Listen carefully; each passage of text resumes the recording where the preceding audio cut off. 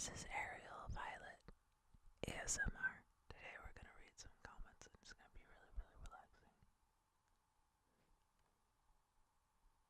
You better get fucking relaxed.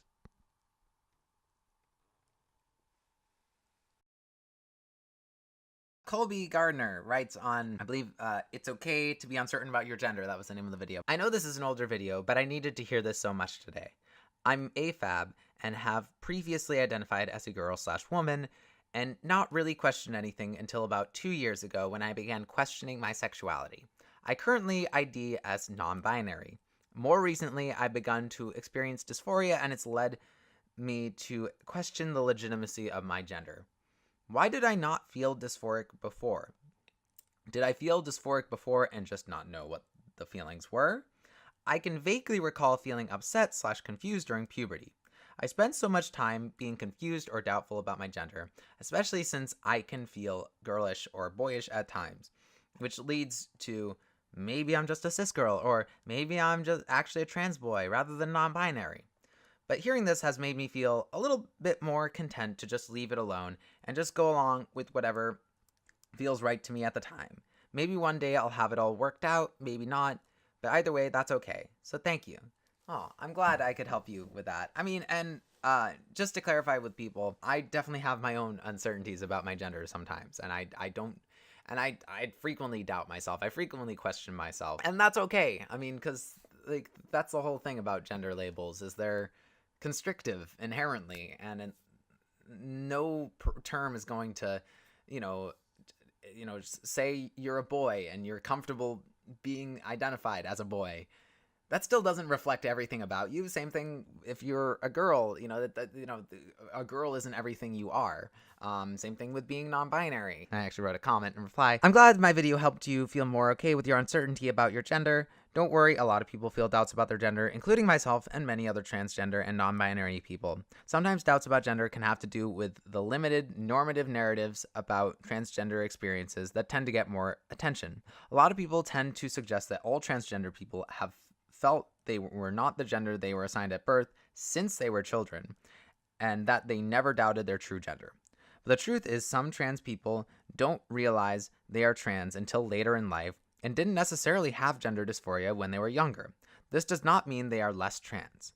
Of course, it is also possible for someone to feel some discomfort with their assigned gender, but still decide that they feel most comfortable identifying as cisgender. The most important thing is what identity you feel most comfortable identifying with, and that you feel most reflects who you are. There's all sorts of narratives, and there's all sorts of ideas that different people suggest about what an authentic transgender experience is. And there's not one way that people experience transness, and I think a lot of times there has been in the past and I think a lot of trans people are taught to justify how they are trans based on, oh, well, when I was a kid, I used to play with dolls. I used to be interested in wearing dresses. I used to do this. Or when I was a kid, I used to play with trucks. I used to do this. And there definitely are trans people who do have the experience of, oh, from a young age, I was uncomfortable with my assigned gender.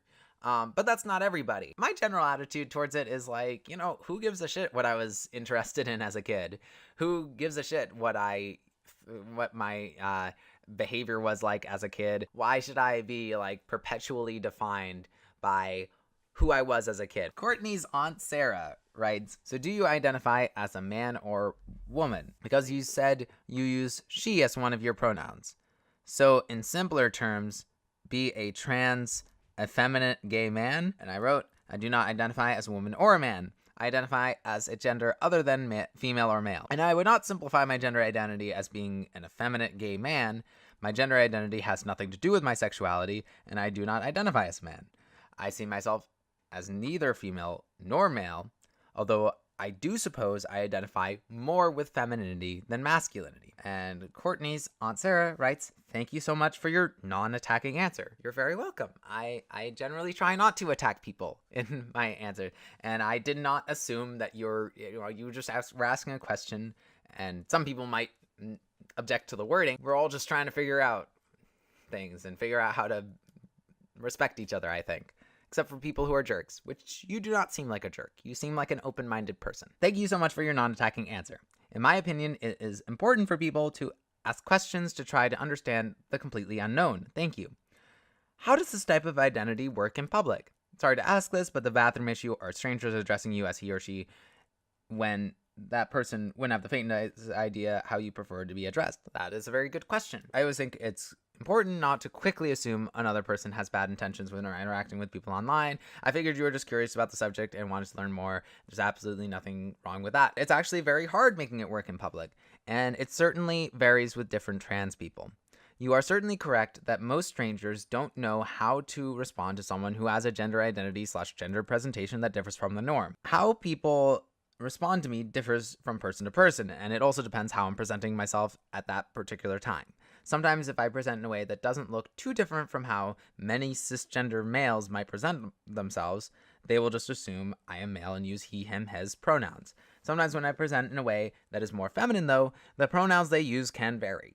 I personally don't bother correcting strangers generally because it can be stressful enough dealing with strangers, but for many other trans people, it is important that they correct strangers, and there's nothing wrong with that. Just in general as a person, and people might not get this from watching me on YouTube, I'm someone who's not that good at, in general, standing up for myself. It's uncomfortable dealing with strangers, and it's hard. Generally, if it's like a brief interaction with a stranger and we're not going to get to know each other that well, generally I'm just like, let it slide. I even let it slide with people who I probably shouldn't because they're people who I'm interacting with for a longer period of time, but a lot of times I don't bother correcting people because it gets exhausting. I think it is great if you are a trans person who is willing to correct people. I think, if it's very important to you that people use the right pronouns, it is a good idea to correct people. I'm just not that good at it. With bathrooms, it can be difficult. I generally try to avoid gendered bathrooms wherever I can, but there are always situations from time to time when this is not possible. In these situations, I have to evaluate the situation and determine which bathroom would be the safest for me to use. If I'm not presenting in a way that is very feminine, I often end up using the men's restroom because I assume it is less likely that men will be uncomfortable with my presence there. Now, it should be noted that I live in, currently I live in Massachusetts. Not to say that transphobia doesn't exist here. It does. But I would say that if I'm just wearing makeup, generally speaking, people aren't going to give me trouble. The point is I don't feel comfortable in either restroom because I don't feel like accurately reflect either my identity at all. I often do end up going in the men's room. That's just because I personally think where I live that is often the more safer option because I'm actually more where I live, I'm actually less scared of cisgender men who will get angry at my presence, and I'm more scared of people who have similar ideologies to the TERFs, aka transphobic feminists, essentially, or people who have similar mentalities. For whatever reason, cisgender women who are uncomfortable with the idea of an AMAP person being in a women's bathroom. I just feel like if something bad was to happen, a lot of times I'd get more sympathy. In where I live, I'd get more sympathy if I'm in a men's room. Again, I prefer if there's a gender-neutral bathroom, I try to go for that. What can you do? I just want to survive, and I just want to... Sometimes unfortunately, I don't have a bladder that I can just, go out in public for hours on end and not need to take a piss. So sometimes I need to go, and sometimes there's just gendered bathrooms available, and that's the only thing. However, sometimes if I'm presenting more on the feminine side, like if I'm wearing a dress, it can be more tricky because I really feel unsafe and uncomfortable using a men's restroom. Sometimes if I have a friend with me, I'll have them go into the women's or men's bathroom with me so that I'm not alone. In an ideal world, though, I would never use a women's or men's bathroom, and I would always choose a gender-neutral bathroom. But again, different trans people make different choices with bathrooms. I understand that it can be hard for many people to accept someone using a bathroom who they perceive to not be the correct gender for that bathroom. But it's important to understand that trans people are often put in situations where there is no perfect choice in terms of bathrooms. Trans people often cannot feel safe in either bathroom and make choices that might invalidate their gender identity and also compromise their safety. And sometimes either bathroom can do both to a trans person. Honestly, I think the main thing I would like cis people to understand is us using the bathroom is not an attack on you. It's honestly just we need to use the bathroom and we need to go somewhere, and a lot of times there's just not, you might think that, oh, there's one we should obviously go in, but a lot of times it's not as simple as that. And I think that's also a fear, is that people will like use the excuse like that. It's like, because often I do go in the men's bathroom, people will like use that as an excuse to say, oh yeah, you see, that means you're a man. But honestly, again, I'm trying to go in the bathroom that I'm not gonna. I feel I'm less likely to get attacked for using, or less likely to get yelled at, or that I'm more confident defending myself in. A lot of times that is the men's room, for me personally, at least right now, how my body is often appears to people. A world where there's more gender neutral bathrooms would be a better world for me to live in, just personally. And I think would be better for a lot of transgender people, in particular non-binary people. And I think a lot of times the anxiety, I mean, look, it's not fun for anybody to use a public restroom. Like, public restrooms suck. I mean, and that's kind of part of the just nature of public restrooms. Like, nobody likes, well, I don't want to speak for everybody, but I feel like most people don't like taking a piss or taking a shit in public. It's weird, and it's kind of gross. I think it would be better for one.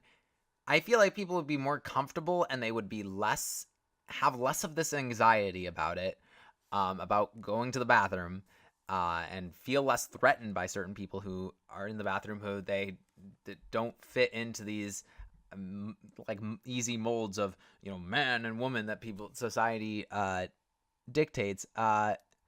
If we had bathrooms where privacy was more guaranteed, because frequently stalls, like, if you're a fucking dirty degenerate and you want to peek at someone peeing, I mean, there's you could easily like look through a stall, and they're not that secure. If you made and there are places that have like a nice like door that is very clear, like you clearly get a lot of privacy. That's not even an issue, and I think if we set up bathrooms, and obviously it's easier said than done because it requires you to actually reconstruct bathrooms a little bit. If we organize bathrooms, and there could be, I think people would be more comfortable with gender neutral bathrooms if we just made it so that the stalls were more effective at like you could feel confident no one's gonna be spying on me peeing or spying on me taking a shit. If bathroom stalls were made so that more people felt more secure being in a bathroom stall and didn't feel like there was a danger of someone being predatory towards them, then I think that'd be better for everyone. But what do I know? More from Courtney's Aunt Sarah. Okay, wait. So a cis is a person born a woman and feels as a woman and lives as a woman, but is same gay? What? That didn't necessarily make entire sense to me, but let's keep on going. Serious question. After watching a ton of gender-based videos, how do so many in the LGBT community live a normal life when even the definitions are so confusing? Example, gender fluid, gender queer, or my favorite, non-binary. Really? Why make it all so convoluted and hard to understand? And here's my response. Trans people do not simply define their genders in ways to deliberately confuse people. Many people just feel uncomfortable identifying with the labels of female and male that society forces us into, and therefore need to find other language to define their gender identities. People like you find this confusing because you most likely grew up being taught to see gender in a very simplistic black and white fashion. Non-binary simply means not exclusively female or male. It's an encompassing term that includes gender fluid, gender queer, agender, and other gender identities that are outside of the binary genders, female and male. Thank you for your answer. I don't think I was taught male or female. People were considered male or female because of our parts. I never gave anything like this serious thought. because it wasn't as open back in the 80s as it is now. I do like your videos. I find them honest and educational. Oh, thank you. Thanks. I'm glad you like them and find them thought-provoking. However you feel about your gender, I hope you feel comfortable and authentic being yourself. People's attitudes and feelings about gender are changing, and it's never too late to explore who you are. However you feel about your identity, though, what really matters is that you're helping yourself be comfortable with who you are, and that you're helping others feel comfortable with who they are. Courtney's Aunt Sarah. There is a person named Courtney out there, and they have an aunt named Sarah, and their aunt named Sarah watched giant videos and commented on them. Yay! B. Kelly writes, logically, I know that more than one trans/queer narrative exists, but there is definitely a little voice in the back of my head that tells me I'm somehow less valid. Particularly as someone who identifies as non-binary, I struggle with this. It's always nice to hear someone say these things you've mentioned, as obvious as they might be. Your videos are always great. Keep being awesome. Oh, thank you, B. Kelly. I definitely get what you're saying. I totally, that little voice is in the back of my head too. All the time. And that voice sometimes will tell me, Ariel, you're a bad person. You identifying as trans and non-binary, that's just making it harder for other trans and non-binary people. You should just go back in the closet, you fucking piece of shit. You're a real stupid piece of shit. I feel like that voice at the end, not only is it not helpful for me and my well-being, but it's bad for everybody, because it just makes me behave in a way that's self-destructive, and when you're self-destructive, then you tend to be hurting other people too. So I try to be like, hey, little voice, I need you to dial down. Probably never gonna get rid of it entirely. There's always gonna be that voice that's like, oh, Ariel, you're a fucking fraud. Just stop. But just trying to make do with it and trying to coexist with it a little bit, but also trying to turn the volume down. Turn the volume down. A little voice in the back of my head. B. Hendricks writes, where I go to school, there is this massive problem with our staff and guidance counselor not using trans people's preferred name, claiming that we only use legal names here, and not allowing the privacy of a trans person's information and whether or not they want to be outed, and doing these things are violating numerous policies under federal law. And it is such a problem here because I live in a place where everybody knows everybody else, and this person knows that person's business, and not many people here really understands the actual general struggles of being a trans person in a church-based community where being queer or mentally ill and even being religiously diverse is such a shame, and we can't even start a safe space group for queer high school/middle school youth. We can't have a place where we know we are being accepted and won't be harassed or misgendered. That's awful. And I hope that your community is hopefully starting to open their minds a little bit. The whole idea of like, we only use legal names is one of those policies where like people are like, well, that's not transphobic. We do that for everybody. Just think about who you're hurting. It's like the same thing like with really like constrictive dress codes. People are like, well, it's important to, like if everyone has to dresses the same, it makes school better because, people won't get distracted. They're all the same. And maybe there's some truth to that. But at the same time, it's like you're hindering people's gender expression. And you're also potentially making people feel uncomfortable. And at the end of the day, we need to, a lot of these dress code policies, these legal, like we only use legal name policies. A lot of this stuff is it does more harm than it does good, in my opinion. In the real world, outside of these fucking schools, if someone wants to be referred to as by a certain name, generally speaking, people will just go with it as long as it's not too much, to ask for. Then people will just be like, okay, it's easier if I just call you by that name, because that's how a rational person would react. I think it's healthier for people, instead of being like, oh, well, people dressing different, it distracts people. It's like, well, maybe if people and maybe this is instead of treating it as just a problem that can be easily solved that way, how about instead maybe it doesn't have to be distracting. It doesn't have to be distracting if someone dresses a little bit differently to express their gender identity or for other reasons. In general, there are public schools that have these kind of policies, and I think that, you know, when you're in high school and when you're in middle school, you are figuring out your identity, and I think that it's not conducive to a healthy school environment for everyone.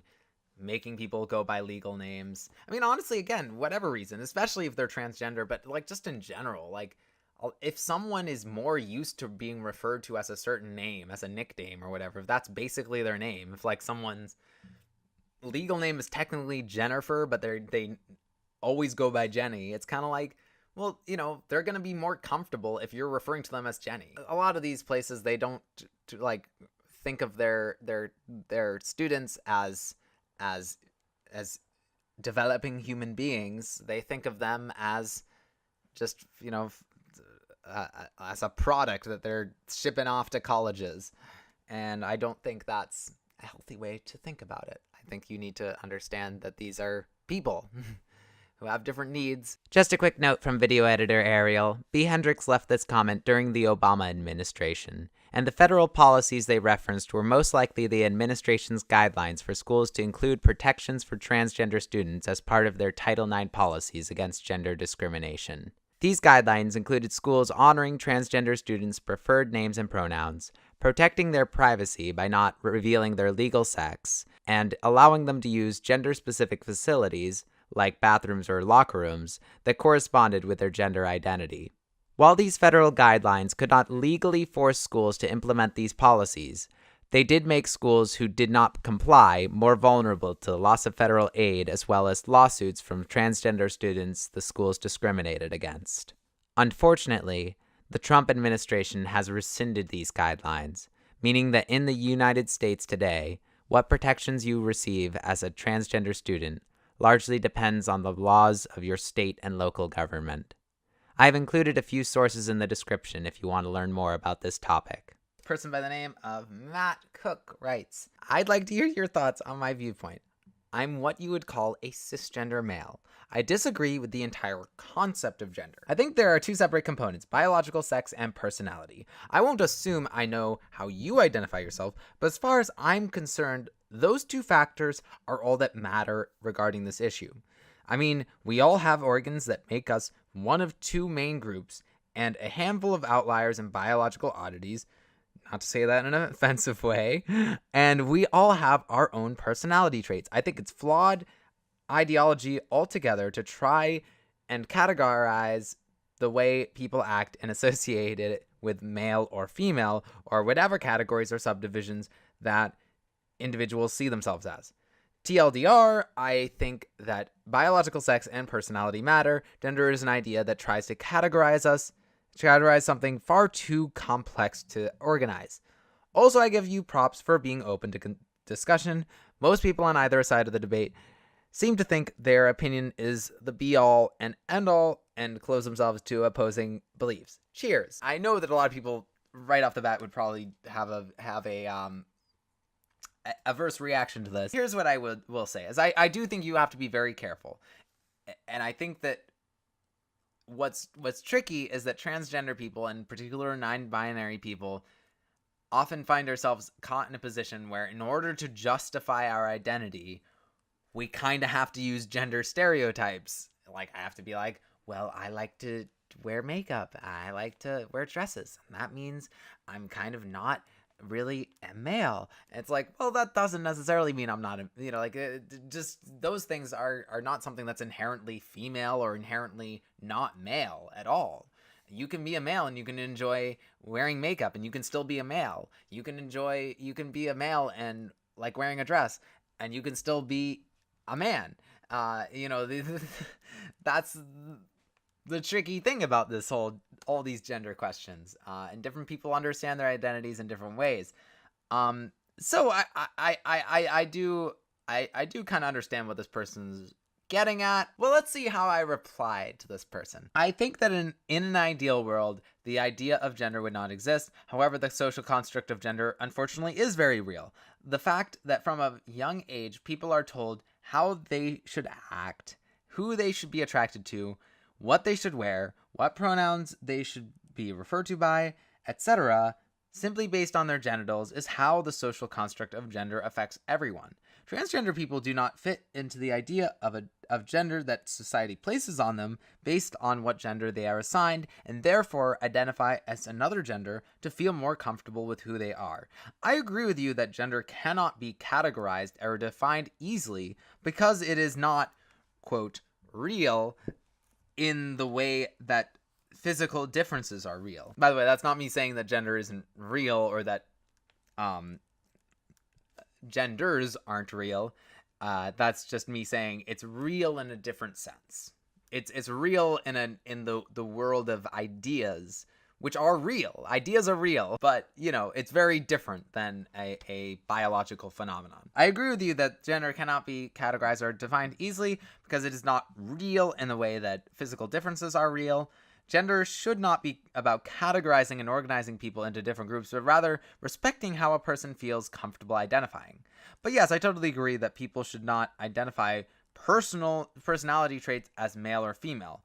Different personality traits should not define a person as any gender. That's a huge objection I have with the idea of a lot of kind of gender quizzes. And I understand that a lot of these are made with the intention of trying to affirm people's gender and trying to give people people who are uncertain about their gender, kind of give them something that kind of feels like, oh, well, I'm actually, so this quiz says I'm 40% male and 60% female, so that kind of validates my identity. And sure, whatever, but at the end of the day, these kind of quizzes fall into stereotypes. They rely on stereotypes about what gender is. Matt Cook respond, thank you for the response. I agree with 99.5% of what you said. I've already explained my opinions on the very existence and validity as gender as a whole, so I'll spare you from having to listen to my thoughts again. The only little nuance I don't fully agree on is the societal use of pronouns. I think that they should be used in relation to biological sex. I did like how you said people are raised to assume everyone around them assumes the gender they are born as, and pronouns can be used to mislabel people. That's true, even with my view on gendering. I see how a trans individual would possibly be upset over being mislabeled, but at the same time, I would hope they would understand why. Even if we were brought up to think that everyone identifies themselves differently, I think overwhelming majority of people would still use pronouns based on appearance. Frankly, almost everyone else subscribes to the cisgender thing. All that leads to, again, my main gripe, the gender is a social construct made and try classify it as something that can't be classified, but yeah, I'm sure you can understand the gist of what I mean. Yeah, so this is where we clearly differ. I understand that that's what people have been kind of trained to be most comfortable with, but if you believe that gender is a social construct, then why should we have to constantly be referring to what someone's biological reality is or whatever? Why do we have to be constantly, because that's kind of, if that's what you're subscribing to, then if I'm saying he, then basically what I'm saying is this person has a penis. Or if I'm saying she, then I mean this person has a vagina. I kind of just question, is that really important, just 24/7? I understand why in certain situations you kind of want to know that reality. Another note from video editor Ariel. While English traditionally uses gender-specific singular pronouns, many languages do not. Other languages ascribe gender to more words than English does. I have included some links in the description regarding grammatical gender in different languages. The point is, all forms of gendered language are not innate, but the result of sociological evolution. I encourage speakers of all languages to listen to what transgender and non-binary individuals who speak your language say about how you can refer to them in a way that does not invalidate their identities. I originally wanted to do this all in one video, but there were just too many comments that I wanted to respond to, so I've decided to split them up into a few different videos. Hopefully the next video will be out in a day or two. Thanks for watching!